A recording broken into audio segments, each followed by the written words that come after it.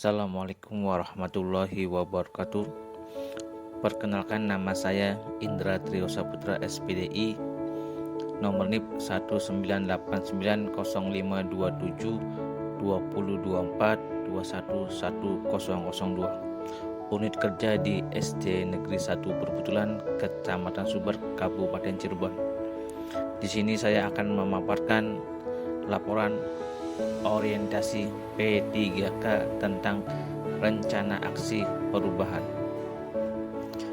Yang pertama, tentang latar belakang Undang-Undang Nomor 20 Tahun 2023 tentang Aparatur Sipil Negara, Keplam Nomor 289/PDP.07/2022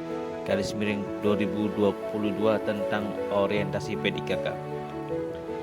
Maksud dan tujuan yang pertama adalah pengenalan tugas dan fungsi ASN, yang kedua pengenalan nilai dan etika pada instansi pemerintah, yang ketiga pemahaman dan penyediaan informasi kepada P3K yang baru diangkat, yang keempat diharapkan mampu mengaktualisasikan nilai-nilai dasar ASN berakhlak serta dapat melaksanakan tugas yang menjadi kewajibannya dalam melaksanakan program pemerintah di SD Negeri 1 Perbutulan.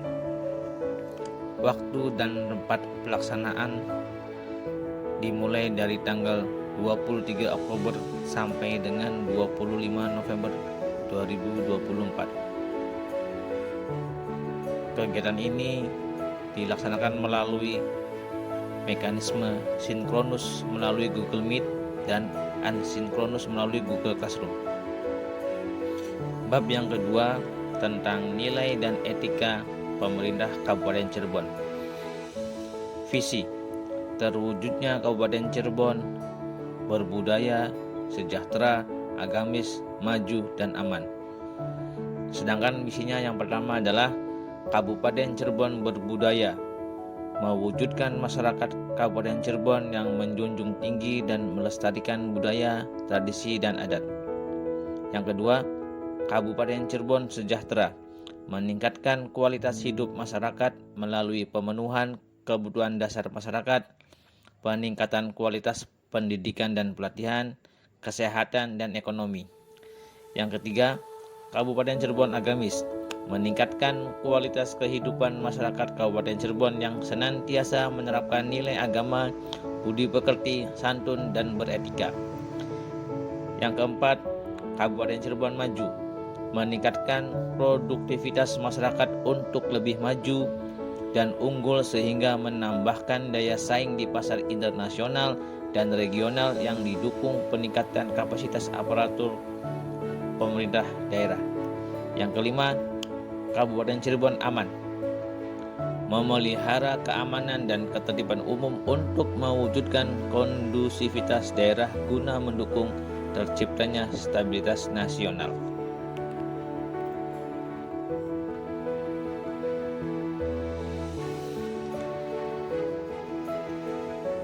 Bagian struktur organisasi pemerintah Kabupaten Cirebon yang dipimpin oleh Bupati, Wakil Bupati, Sekda, dan jabatan-jabatan lain di bawahnya. Manajemen kepegawaian dan nilai kinerja P3K. Yang pertama, penetapan kebutuhan, pengadaan, penilaian kinerja, yang keempat disiplin, lalu yang kelima hak dan kewajiban. Dan nilai-nilai kinerja P3K yang pertama, berorientasi pada pelayanan, akuntabel, kompeten, harmonis, loyal, adaptif, dan kolaboratif. Bab yang ketiga, nilai dan etika di SD Negeri 1 Perbutulan. Visi: terciptanya anak didik yang terampil, berdisiplin tinggi, dan berilmu pengetahuan yang luas selaras dengan IPTEK berdasarkan IMTAK. Misi yang pertama, membiasakan anak didik untuk selalu melaksanakan tata tertib sekolah. Yang kedua, membiasakan sebelum PBM anak membaca doa dan surat-surat pendek. Yang ketiga, mengoptimalkan PBM pada hari-hari efektif, memberikan tugas-tugas PR, serta melaksanakan les tambahan belajar di setiap kelas pada hari-hari tertentu. Yang keempat, melaksanakan praktik ibadah pesantren kilat serta memperingati hari-hari besar keagamaan. 5. Melatih anak didik untuk dapat mempraktikkan pengetahuan dasar dari berbagai disiplin ilmu. 6. Membiasakan dan mengingatkan anak didik selalu menyayangi teman, menghormati orang tua atau orang yang dituakan dan guru-guru, serta selalu cium tangan pada orang tua dan guru. Yang ketujuh, memberikan jaminan pelayanan yang prima dalam berbagai hal untuk mendukung proses belajar dan bekerja yang harmonis.